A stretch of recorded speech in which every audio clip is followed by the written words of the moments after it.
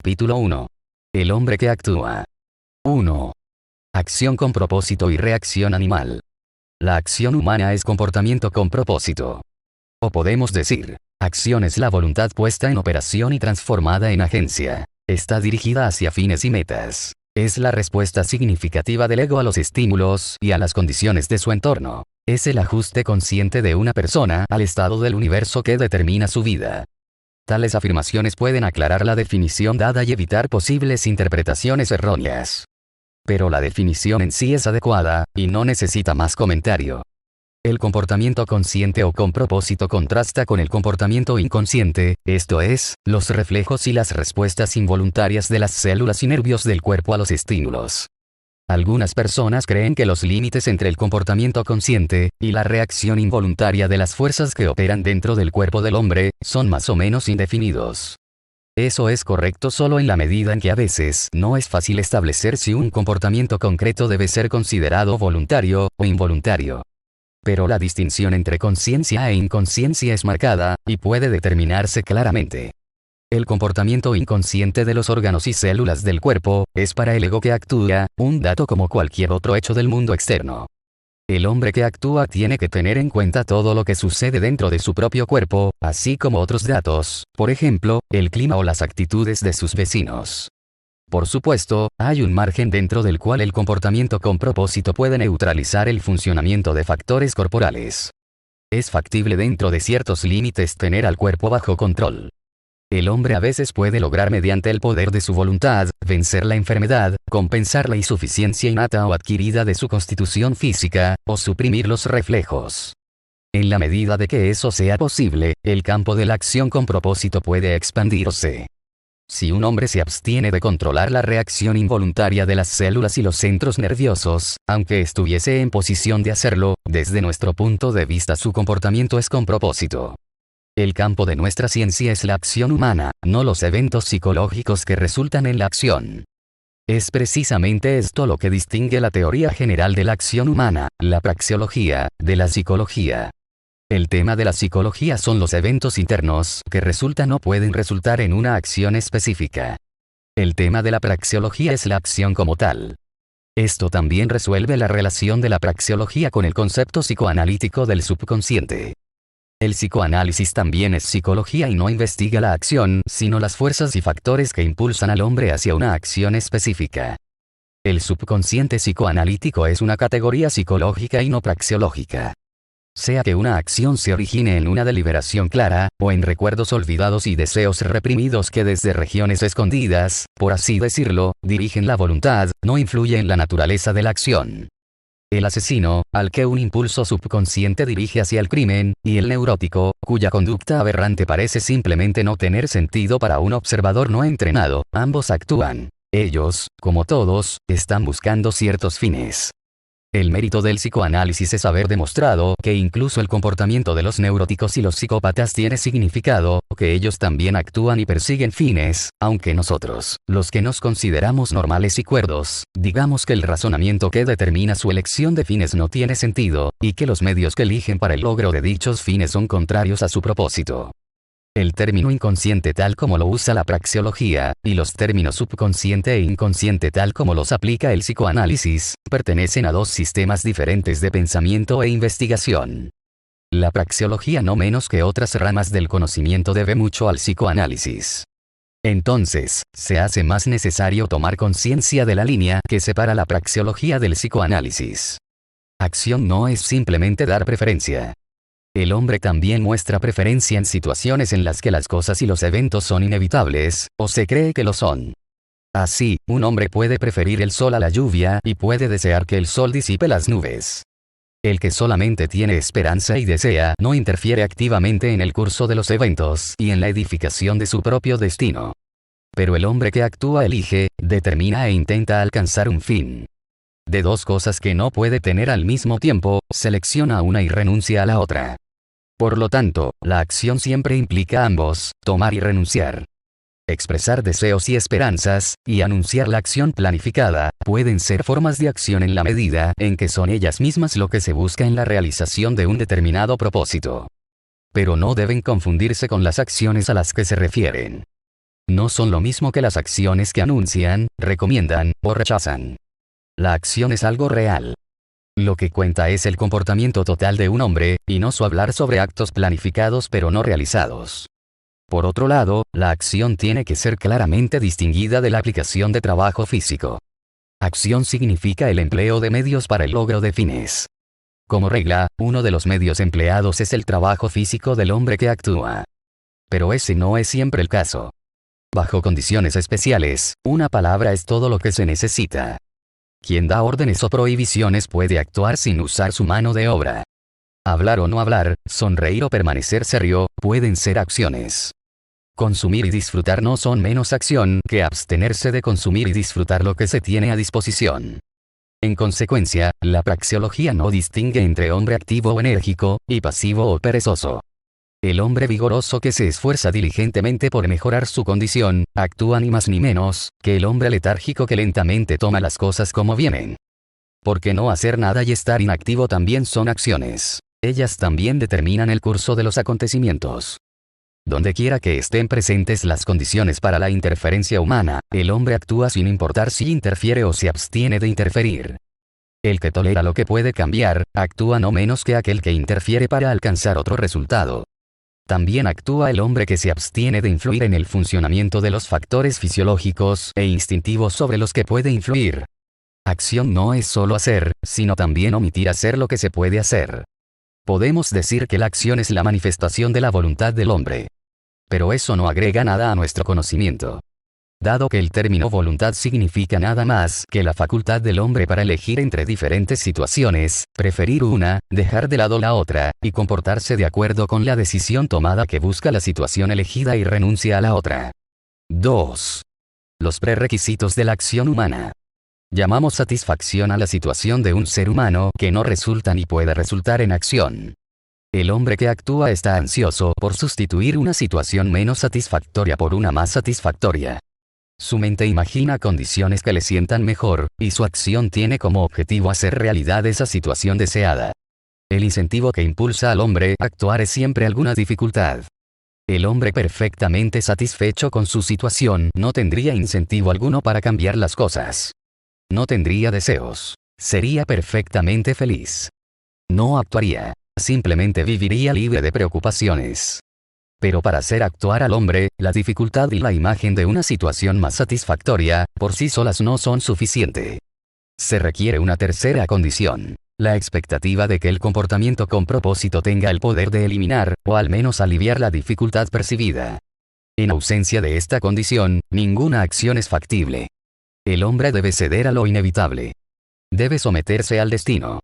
Estas son las condiciones generales de la acción humana. El hombre es el ser que vive bajo estas condiciones. Él no es solamente Homo sapiens, sino también Homo agens. Los seres de descendencia humana que, ya sea por nacimiento, o por defectos adquiridos, son permanentemente incapaces de actuar, en el sentido estricto del término y no meramente en el sentido legal, prácticamente no son humanos. Aunque los estatutos y la biología los consideren hombres, carecen de la característica esencial de humanidad. El recién nacido tampoco es un ser que actúa. Todavía no ha recorrido el camino completo desde la concepción hasta el pleno desarrollo de sus cualidades humanas. Pero al final de esta evolución, se convierte en un ser que actúa. Sobre la felicidad. En el habla coloquial, llamamos feliz al hombre que ha logrado alcanzar sus fines. Una descripción más adecuada de su estado, sería que él está más feliz que antes. Sin embargo, no hay objeción válida al uso que define la acción humana como la búsqueda o esfuerzo por la felicidad. Pero debemos evitar errores que actualmente se cometen. El objetivo final de la acción humana siempre es la satisfacción de los deseos del hombre que actúa. No existe estándar de satisfacción, mayor o menor, que no sea un juicio de valor individual, diferente para diferentes personas, y diferente para la misma persona en distintos momentos. Lo que hace que un hombre se sienta insatisfecho, o menos insatisfecho, lo establece él mismo a partir del estándar de su propia voluntad y juicio, a partir de su valoración personal y subjetiva. Nadie está en posición de decretar lo que debería ser más feliz al prójimo. Establecer este hecho no hace referencia alguna a la antítesis de egoísmo y altruismo, de materialismo e idealismo, de individualismo y colectivismo, de ateísmo y religión.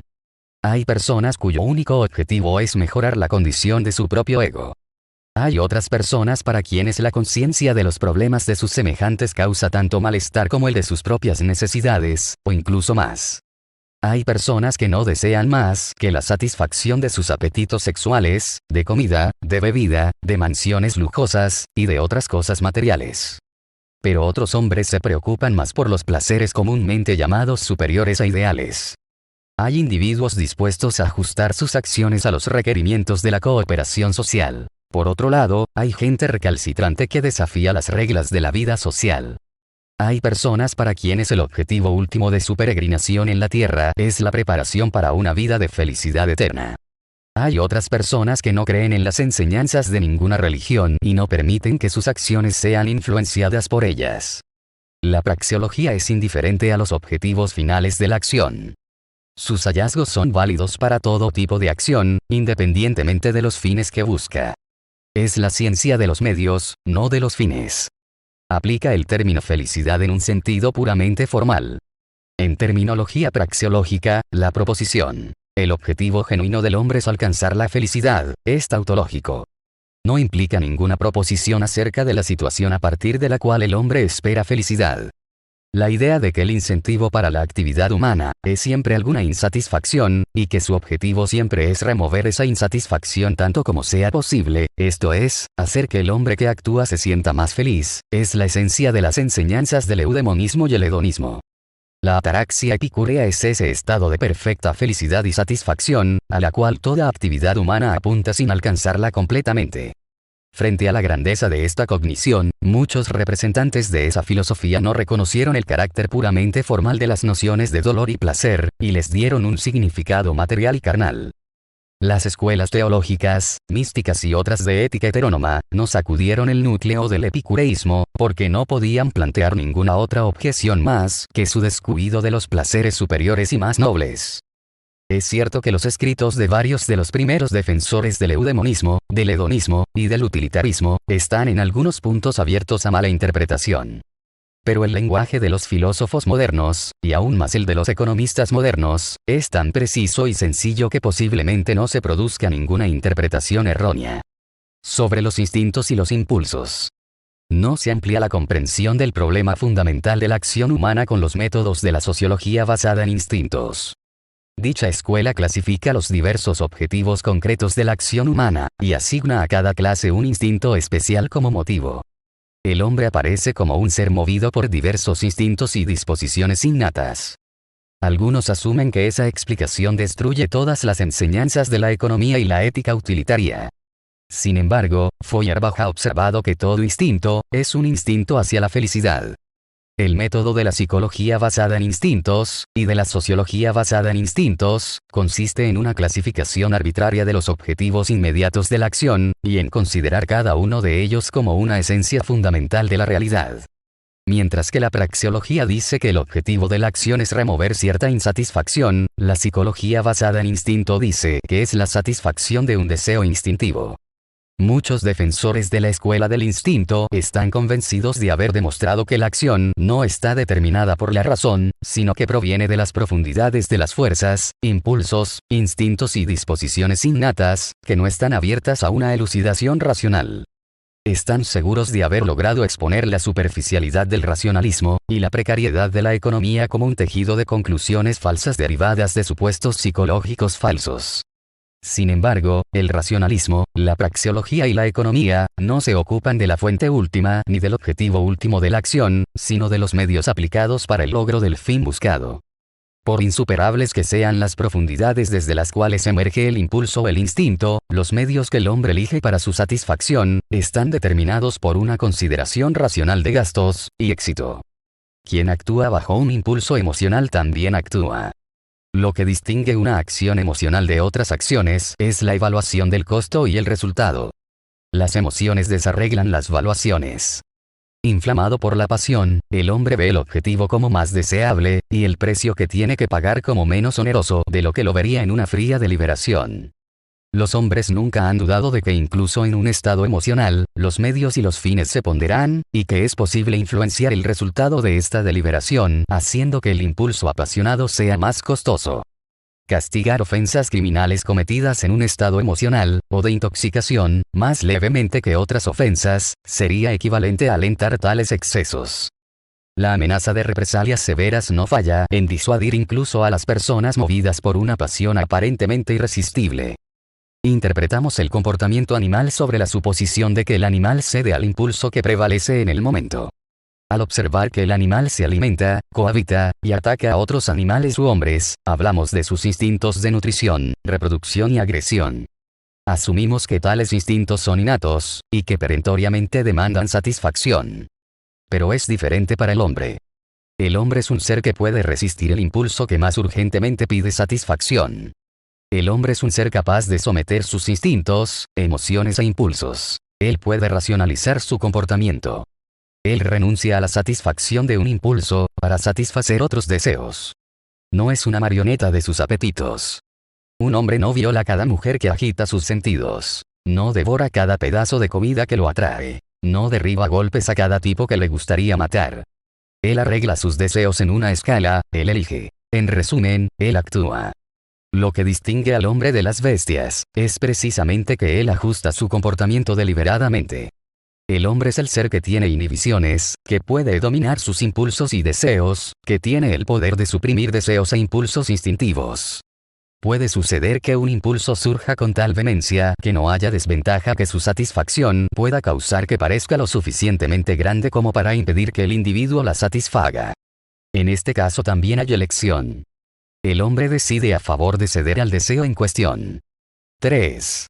La acción humana como un último dado.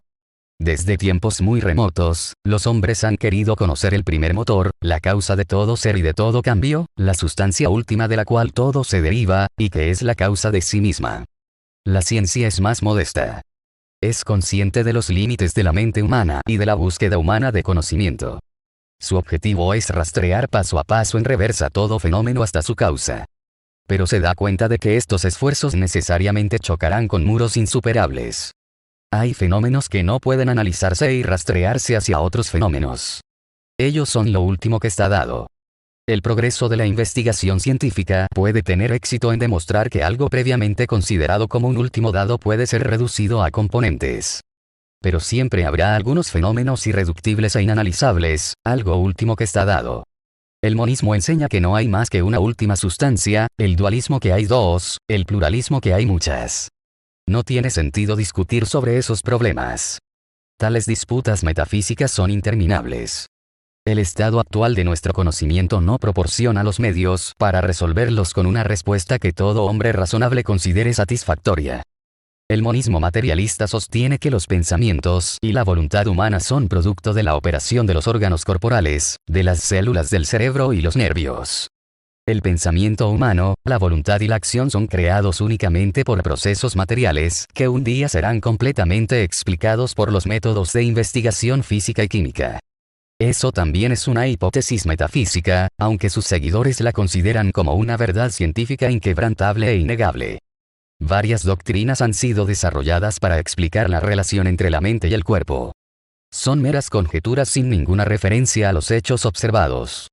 Todo lo que se puede decir con certeza, es que existen relaciones entre los procesos mentales y los fisiológicos. Con respecto a la naturaleza y el funcionamiento de esa conexión, sabemos muy poco, o nada. Los juicios de valor concretos y las acciones humanas específicas no están abiertos a más análisis. Podemos asumir o creer que dependen, y están absolutamente condicionados por sus causas. Pero mientras no sepamos cómo los hechos externos, físicos y fisiológicos, producen en la mente humana pensamientos y voluntad específicos que resultan en actos concretos, tenemos que encarar un dualismo metodológico insuperable. En el estado actual de nuestro conocimiento, las afirmaciones fundamentales del positivismo, del monismo, y del panfisicalismo son meros postulados metafísicos desprovistos de fundamento científico, y carentes de sentido y utilidad para la investigación científica. La razón y la experiencia nos muestran dos campos separados: el mundo externo de los fenómenos físicos, químicos y fisiológicos, y el mundo interno de pensamientos, sentimientos, valoraciones y acción con propósito. Hasta donde podemos ver hoy, no hay puente que conecte esas dos esferas. Eventos externos idénticos resultan a veces en diferentes respuestas humanas, y diferentes eventos externos producen a veces la misma respuesta humana. No sabemos por qué. En vista de esta situación, no podemos evitar poner en juicio las declaraciones esenciales del monismo y del materialismo. Podemos creer o no que las ciencias naturales algún día tendrán éxito en explicar la producción de ideas específicas, juicios de valor, y acciones, de la misma manera en que explican la producción de un compuesto químico como el resultado necesario e inevitable de una cierta combinación de elementos. Mientras tanto, estamos obligados a consentir un dualismo metodológico. La acción humana es una de las agencias que provoca cambio. Es un elemento de actividad cósmica y devenir. Por lo tanto, es un legítimo objeto de investigación científica. Como, al menos en las condiciones actuales, no puede rastrearse hasta sus causas, debe considerarse como un último dado, y debe estudiarse como tal. Es cierto que los cambios provocados por la acción humana son insignificantes comparados con los efectos de la operación de las grandes fuerzas cósmicas. Desde el punto de vista de la eternidad y del universo infinito, el hombre es un punto infinitesimal. Pero para el hombre la acción humana y sus vicisitudes son reales. La acción es la esencia de su naturaleza y existencia, su medio de preservar su vida y elevarse por encima del nivel de los animales y las plantas. Por muy perecederos y evanescentes que sean todos los esfuerzos humanos, para el hombre y para la ciencia humana son de primordial importancia. 4. Racionalidad e irracionalidad. Subjetivismo y objetividad de la investigación praxeológica. La acción humana es necesariamente siempre racional. El término acción racional es por lo tanto redundante y debe rechazarse como tal.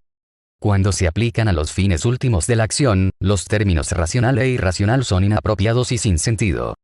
El fin último de la acción es siempre la satisfacción de algún deseo del hombre que actúa. Dado que nadie está en posición de sustituir sus propios juicios de valor sobre los del individuo que actúa, es vano juzgar los objetivos y las voluntades de los demás. Ningún hombre está calificado para declarar que hace a otro hombre más feliz, o menos descontento. El crítico, o nos dice lo que él cree que buscaría si estuviera en el lugar del otro, o, en una arrogancia dictatorial que alegremente arroja al tacho la voluntad y aspiraciones de su prójimo, declara qué condición de ese otro hombre sería mejor para él, el crítico. Es habitual decir que una acción es irracional si tiene como objetivo, a expensas de bienes materiales y tangibles, el logro de satisfacciones ideales o superiores.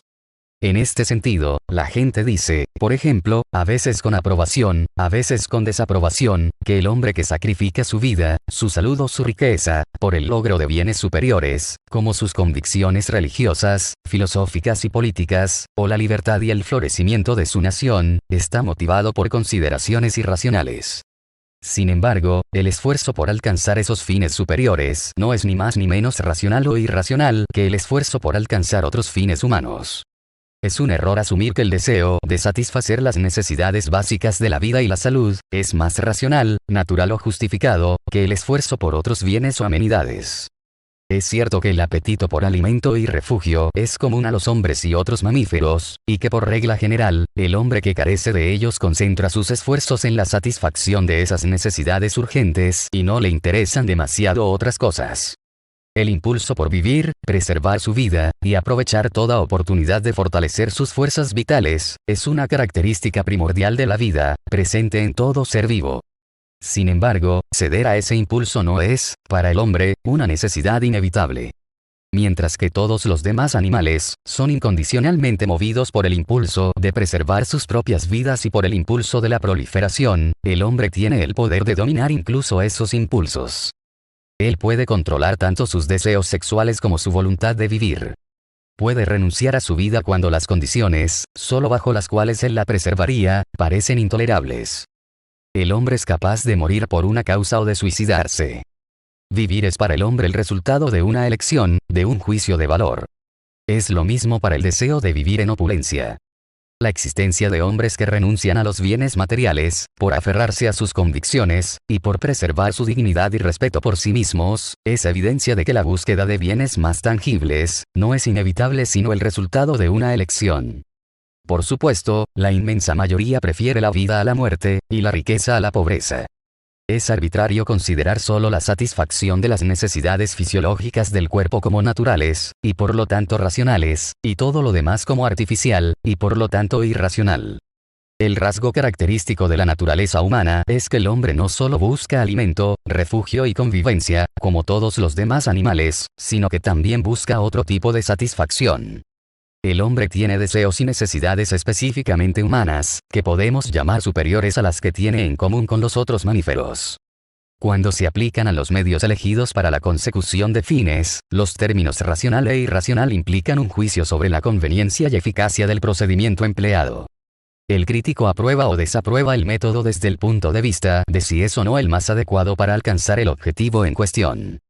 Es un hecho que la razón humana no es infalible, y que el hombre muy a menudo se equivoca al seleccionar y aplicar los medios. Una acción inadecuada para el fin buscado no está a la altura de las expectativas. Es contraria al propósito pero es racional, esto es el resultado de una deliberación razonable, aunque defectuosa, y un intento, infructuoso, de alcanzar un objetivo específico. Los médicos que hace 100 años empleaban ciertos métodos para el tratamiento del cáncer, que nuestros médicos contemporáneos rechazan, estaban, desde el punto de vista de la patología actual, mal instruidos y eran, por tanto, ineficaces. Pero ellos no actuaron irracionalmente. Ellos hicieron todo lo posible. Es probable que en 100 años más los médicos tengan métodos más eficientes para el tratamiento de esa enfermedad. Serán más eficientes, pero no más racionales que nuestros médicos. Lo opuesto a acción no es comportamiento irracional, sino una reacción a los estímulos por parte de los órganos corporales y los instintos que no pueden ser controlados por la voluntad de la persona en cuestión. Para el mismo estímulo, el hombre puede bajo ciertas condiciones responder tanto con una reacción como con una acción. Si un hombre absorbe un veneno, los órganos reaccionan con sus fuerzas de defensa antidotal. Además, la acción puede interferir aplicando un antienvenenamiento. Con respecto al problema de la antítesis, racional e irracional, no hay diferencia entre las ciencias naturales y las ciencias sociales. La ciencia siempre es y debe ser racional. Es el esfuerzo de alcanzar una comprensión mental de los fenómenos del universo mediante un arreglo sistemático de todo el cuerpo de conocimiento disponible. Sin embargo, como se ha señalado anteriormente, el análisis de los objetos en sus elementos constituyentes debe llegar tarde o temprano necesariamente a un punto más allá del cual no se puede ir. La mente humana ni siquiera es capaz de concebir un tipo de conocimiento no limitado por un último dado inaccesible a más análisis y reducción. El método científico que lleva la mente hasta este punto es completamente racional. Lo último dado puede ser llamado un hecho irracional. Actualmente está de moda encontrar fallas en las ciencias sociales por ser puramente racionales. La objeción más popular planteada contra la economía es que descuida la irracionalidad de la vida y la realidad, y que trata de encuadrar en esquemas racionales secos y abstracciones la infinita variedad de fenómenos. Ninguna crítica podría ser más absurda. Como toda rama del conocimiento, la economía va tan lejos como puede ser llevada con métodos racionales. Luego se detiene al establecer el hecho de que se enfrenta a un último dado, esto es, un fenómeno que no puede ser analizado a mayor profundidad, al menos en el estado actual de nuestro conocimiento. Las enseñanzas de la praxeología y la economía son válidas para toda acción humana, sin tener en cuenta sus motivos, causas, y objetivos subyacentes. Los juicios de valor últimos, y los fines últimos de la acción humana, se consideran dados para cualquier tipo de investigación científica. No están abiertos a ningún análisis adicional. La praxeología se ocupa de las formas y medios elegidos para alcanzar tales fines últimos. Su objeto son los medios, no los fines. En este sentido, hablamos del subjetivismo de la ciencia general de la acción humana. Toma como datos los fines últimos elegidos por el hombre que actúa, es completamente neutral respecto a ellos, y se abstiene de dar juicios de valor. El único estándar que aplica es si los medios elegidos son aptos o no, para el logro de los fines que se buscan. Si el eudemonismo dice felicidad, si el utilitarismo y la economía dicen utilidad, debemos interpretar estos términos de una manera subjetivista, como lo que busca el hombre que actúa porque es deseable a sus ojos. En este formalismo consiste el progreso del significado moderno del eudemonismo, hedonismo y utilitarismo, en oposición al significado material más antiguo. Y el progreso de la moderna teoría subjetivista del valor, en oposición a la teoría objetivista del valor expuesta por la economía política clásica. Al mismo tiempo, es en este subjetivismo donde reside la objetividad de nuestra ciencia. Debido a que es subjetivista, y toma los juicios de valor del hombre que actúa como datos últimos, no abiertos a examen crítico adicional, está por encima de todos los conflictos entre facciones, es indiferente a los conflictos de todas las escuelas de dogmatismo y doctrinas éticas, está libre de valoraciones y de juicios e ideas preconcebidas, es universalmente válida y plenamente humana. 5. Causalidad como requisito de acción. El hombre está en posición de actuar porque tiene la capacidad de descubrir relaciones causales que determinan el cambio y la transformación en el universo. Actuar requiere y presupone la categoría de causalidad. Solo un hombre que ve el mundo a la luz de la causalidad está capacitado para actuar. En este sentido, podemos decir que la causalidad es una categoría de acción. La categoría fines y medios presupone la categoría causa y efecto.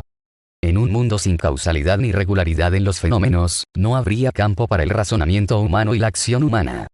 Tal mundo sería un caos en el que el hombre no podría encontrar orientación ni guía. El hombre ni siquiera es capaz de imaginar las condiciones de un universo tan caótico. Donde el hombre no ve relación causal, no puede actuar. Esta declaración no es reversible. Incluso cuando conoce la relación causal involucrada, el hombre no puede actuar si no está en posición de influir en la causa. El modelo de investigación de causalidad era, ¿dónde y cómo debo interferir, para desviar el curso de los acontecimientos, de la forma en que iría en ausencia de mi interferencia, en la dirección que mejor se ajusta a mis deseos?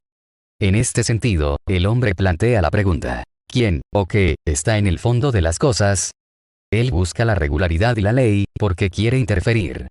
Solo más tarde fue esta búsqueda más ampliamente interpretada por la metafísica como la búsqueda por la causa última del ser y la existencia.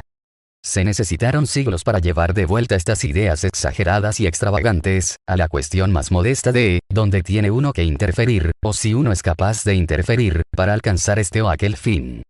El tratamiento dado al problema de la causalidad en las últimas décadas ha sido, debido a una confusión provocada por algunos eminentes físicos, bastante insatisfactorio. Esperemos que este capítulo desagradable en la historia de la filosofía, sea una advertencia para los futuros filósofos. Hay cambios cuyas causas son, al menos por el momento, desconocidas para nosotros. A veces logramos adquirir conocimiento parcial, y entonces decimos, en el 70% de todos los casos, A resulta en B, en los casos restantes en C, o incluso en D, E, F, y así sucesivamente. Para sustituir esta información fragmentaria por información más precisa, sería necesario separar en sus elementos. Mientras eso no se logre, debemos consentir lo que se conoce como ley estadística. Pero esto no afecta el significado praxeológico de la causalidad. La ignorancia total o parcial en algunas áreas no destruye la categoría de causalidad. Los problemas filosóficos, epistemológicos y metafísicos de la causalidad, y de la inducción imperfecta, están más allá del alcance de la praxeología. Simplemente debemos establecer el hecho de que para actuar, el hombre debe conocer la relación causal entre los eventos, los procesos, o los estados de las cosas. Y solo en la medida en que conozca esta relación, su acción puede alcanzar los fines buscados. Somos plenamente conscientes de que al afirmar esto nos movemos en círculo. Dado que la evidencia de que hemos percibido correctamente una relación causal es solamente proporcionada por el hecho de que la acción guiada por ese conocimiento da como resultado el resultado esperado. Pero no podemos evitar este círculo vicioso de evidencia precisamente porque la causalidad es una categoría de la acción. Y debido a que es una categoría de este tipo, la praxeología no puede evitar prestar un poco de atención a este problema fundamental de la filosofía. 6. El otro yo. Si tomamos el término causalidad en su sentido más amplio, la teleología puede ser considerada una variedad de investigación causal. Las causas finales son las primeras de todas las causas. La causa de un evento es vista como una acción o cuasi-acción que persigue un fin. Tanto el hombre primitivo como el niño, en una actitud antropomórfica ingenua, consideran bastante verosímil que cada cambio y evento sea el resultado de la acción de un ser que actúa de la misma manera que ellos actúan. Creen que los animales, las plantas, las montañas, los ríos y manantiales, incluso las piedras y los cuerpos celestiales, son, como ellos mismos, seres con sentimientos, con voluntad, y que actúan. Solo en una etapa posterior del desarrollo cultural, el hombre renuncia a esas ideas animistas y las sustituye por la visión mecanicista del mundo. El mecanicismo muestra ser un principio de conducta tan satisfactorio que la gente finalmente cree que es capaz de resolver todos los problemas del pensamiento y de la investigación científica.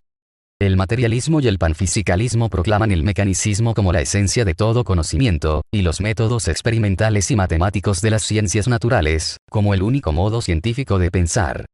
Todos los cambios deben ser comprendidos como movimientos sujetos a las leyes de la mecánica. Los defensores del mecanicismo no se molestan en preguntarse sobre los problemas todavía no resueltos de la base lógica y epistemológica de los principios de causalidad e inducción imperfecta. En su opinión, esos principios son sólidos porque funcionan.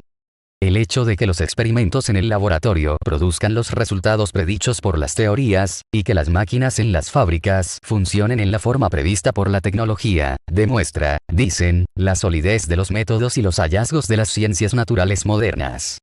Aun admitiendo que la ciencia no puede darnos la verdad, y quién sabe lo que la verdad realmente significa, es cierto, en todo caso, que funciona en dirigirnos hacia el éxito. Pero es precisamente cuando aceptamos este punto de vista pragmático que se manifiesta el vacío del dogma panfisicalista. La ciencia, como se señaló más arriba, no ha solucionado los problemas de la relación mente-cuerpo. Los panfisicalistas ciertamente no pueden sostener que los procedimientos que recomiendan han funcionado alguna vez en el campo de las relaciones interhumanas y de las ciencias sociales. Pero no cabe duda que el principio según el cual un ego trata a todo ser humano como si el otro fuera un ser que piensa y actúa como él mismo, ha evidenciado su utilidad tanto en la vida corriente como en la investigación científica. No se puede negar que funciona. No cabe duda que la práctica de considerar a los semejantes como seres que piensan y actúan como yo, el ego, ha funcionado bien. Por otro lado, la idea de obtener una verificación pragmática similar para el postulado, según el cual los semejantes deben ser tratados de la misma manera que los objetos de las ciencias naturales, parece no tener esperanza.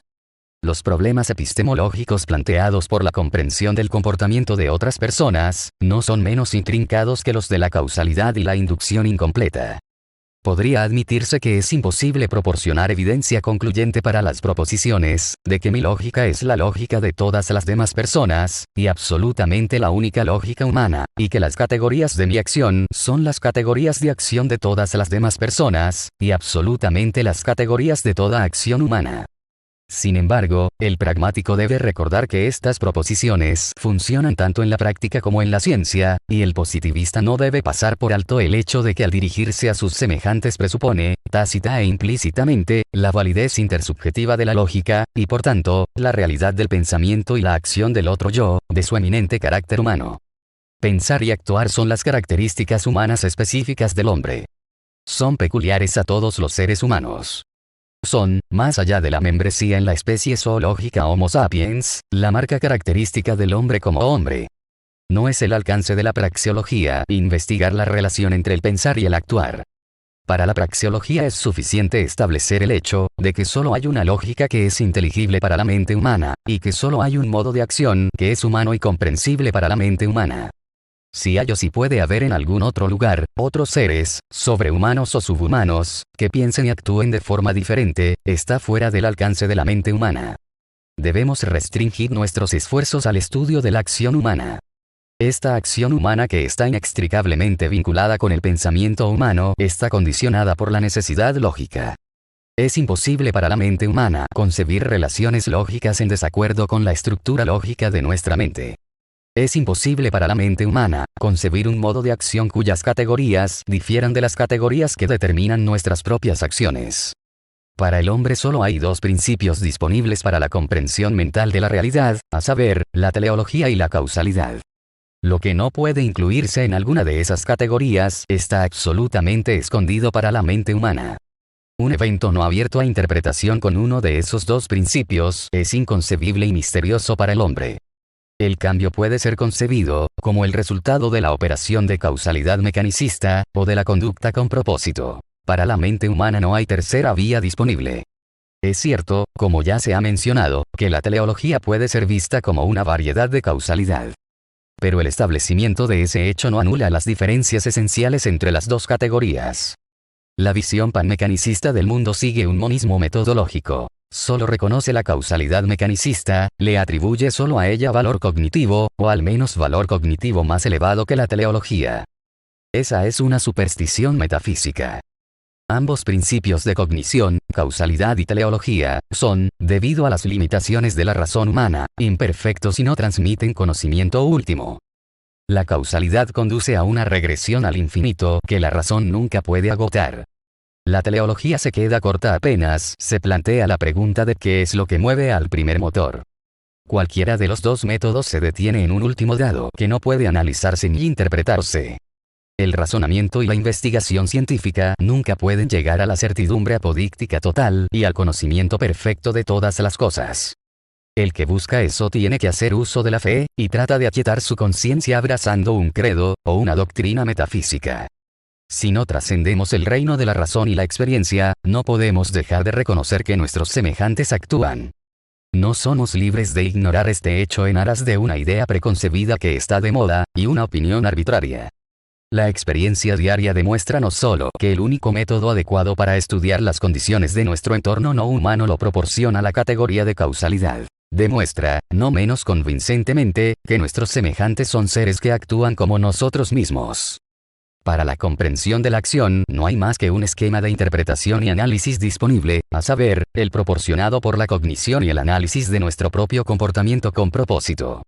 El problema del estudio y análisis de la acción de otras personas no está de ninguna manera conectado con el problema de la existencia del alma o del alma inmortal.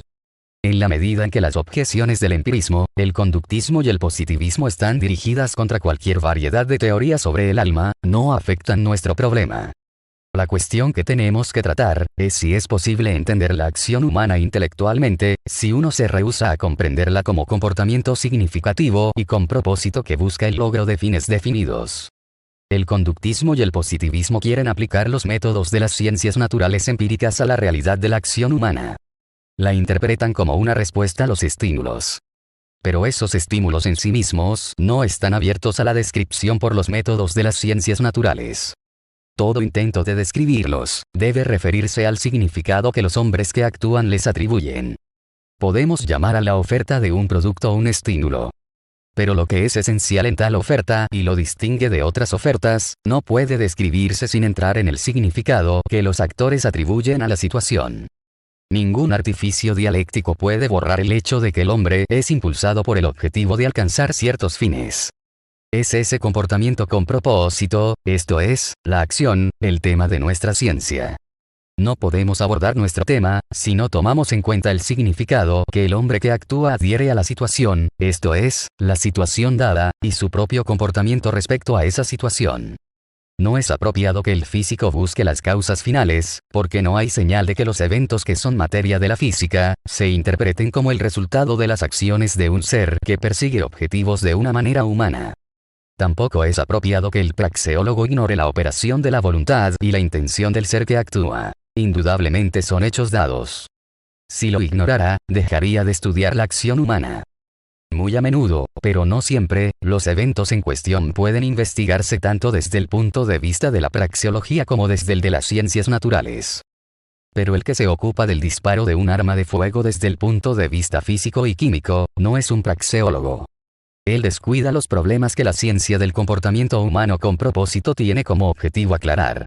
Sobre la utilidad de los instintos. La prueba del hecho de que solo dos vías están disponibles para la investigación humana, la causalidad o la teleología, es proporcionada por los problemas planteados en referencia a la utilidad de los instintos. Hay tipos de comportamiento que, por un lado, no se pueden interpretar por completo con los métodos causales de las ciencias naturales, pero, por otro lado, no se pueden considerar acciones humanas intencionales. Para comprender ese comportamiento, nos vemos obligados a recurrir a un truco. Le asignamos el carácter de una cuasi-acción. Hablamos de instintos útiles. Observamos dos cosas. Primero, la tendencia inherente de un organismo vivo a responder a un estímulo siguiendo un patrón regular. Y en segundo lugar, los efectos favorables de ese tipo de comportamiento para el fortalecimiento o la preservación de las fuerzas vitales de ese organismo. Si estuviéramos en posición de interpretar tal comportamiento como el resultado de buscar intencionalmente ciertos fines, le llamaríamos acción y lo trataríamos según los métodos teleológicos de la praxeología. Pero como no encontramos rastro de una mente consciente detrás de ese comportamiento, suponemos que un factor desconocido, le llamamos instinto, fue instrumental. Decimos que el instinto dirige el comportamiento animal cuasi intencional, y las respuestas inconscientes pero útiles de los músculos y nervios humanos. Sin embargo, la mera hipótesis del elemento inexplicado de ese comportamiento como una fuerza, y que le llamemos instinto, no amplía nuestro conocimiento. Nunca debemos olvidar que esta palabra instinto no es más que un punto de referencia para indicar un punto más allá del cual no podemos, hasta el presente, llevar nuestro escrutinio científico. La biología ha logrado descubrir una explicación natural, esto es, mecánica, para muchos procesos que en los primeros tiempos se atribuían a la operación de los instintos. No obstante, han quedado muchos otros que no pueden interpretarse como respuestas mecánicas o químicas a estímulos mecánicos o químicos.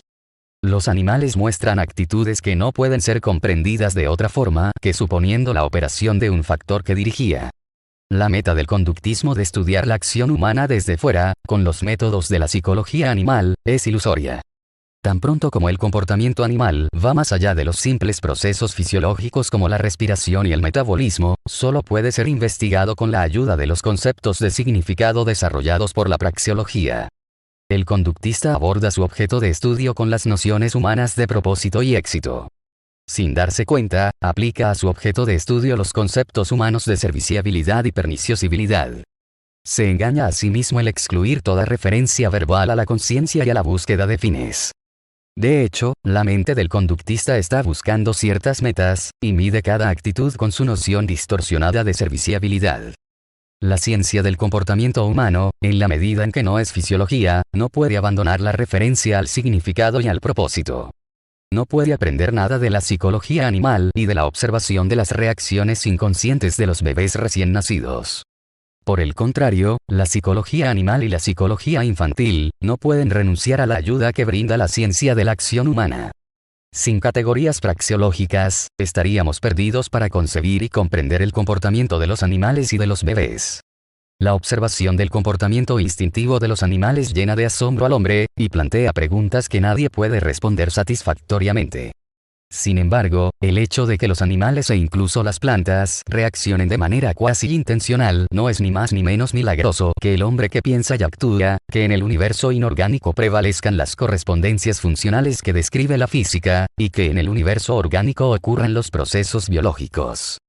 Todo eso es milagroso en el sentido de que es un último dado para nuestra mente investigadora. Un último dado es también lo que llamamos instinto animal.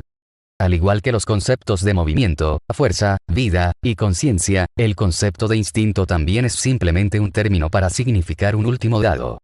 Ni explica nada, ni indica una causa, o una causa final. Sobre la meta absoluta. Para evitar cualquier posible interpretación errónea de las categorías praxeológicas, es conveniente enfatizar algo ya dicho. La praxeología, al igual que las ciencias históricas de la acción humana, se ocupa de la acción humana con propósito. Cuando habla de fines, se refiere a los fines perseguidos por el hombre que actúa. Cuando habla de significado, se refiere al significado que el hombre que actúa atribuye a sus acciones. La praxeología y la historia son manifestaciones de la mente humana, y como tales, están condicionadas por las capacidades intelectuales de los hombres mortales. La praxeología y la historia no pretenden saber sobre las intenciones de una mente absoluta y objetiva, ni sobre un significado objetivo inherente al curso de los acontecimientos y de la evolución histórica, ni sobre los planes que Dios, la naturaleza, el Zeitgeist, o el destino manifiesto tratan de alcanzar dirigiendo el universo y los asuntos humanos. No tienen nada en común con la llamada filosofía de la historia. A diferencia de las obras de Hegel, Comte, Marx, y varios otros autores, no pretenden revelar información sobre el significado verdadero, objetivo y absoluto de la vida y la historia. El hombre vegetativo. Algunas filosofías aconsejan a los hombres buscar como fin último la renuncia completa a cualquier acción. Consideran la vida como un mal absoluto lleno de dolor, sufrimiento y angustia, y niegan de manera apodíctica que cualquier esfuerzo humano intencional pueda volverla tolerable. La felicidad solo puede alcanzarse mediante la extinción completa de la conciencia, la voluntad, y la vida. El único camino hacia la felicidad y la salvación, es volverse perfectamente pasivo, indiferente e inerte como las plantas. El bien supremo es el abandono del pensar y actuar. Esa es la esencia de las enseñanzas de varias filosofías de la India, especialmente del budismo, y de Schopenhauer. La praxeología no comenta sobre el asunto. Es neutral respecto a todos los juicios de valor y la elección de los fines últimos. Su tarea no es aprobar o desaprobar, sino describir lo que es. El asunto de la praxeología es la acción humana. Estudia al hombre que actúa, no al hombre transformado en planta y reducido a una existencia meramente vegetativa.